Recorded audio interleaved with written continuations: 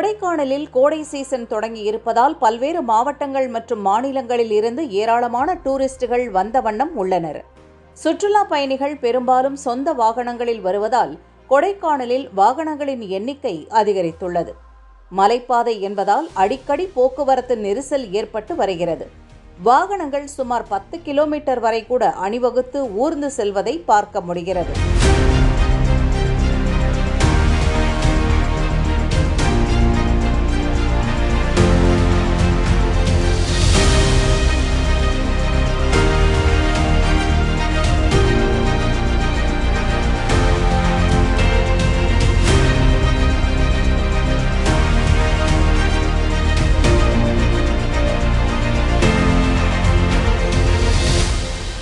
மலைப்பிரதேசம் என்பதால் குறுகிய சாலைகள்தான் அதிகம் இருக்கின்றன.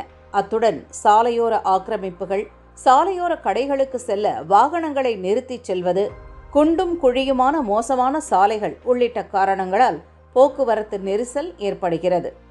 ரிலாக்ஸாக இருக்க கொடைக்கானலுக்கு வரும் டூரிஸ்டுகள் வரும் வழியிலேயே வாகன நெரிசலில் மணிக்கணக்கில் சிக்குவதால் மன உளைச்சலுக்கு ஆளாகின்றனர். சீசன் காலங்களில் போக்குவரத்து நெரிசல் வழக்கமானதாக இருந்தாலும் இதற்கு தீர்வு காண வேண்டும் என்பதே சுற்றுலா பயணிகளின் எதிர்பார்ப்பாக உள்ளது.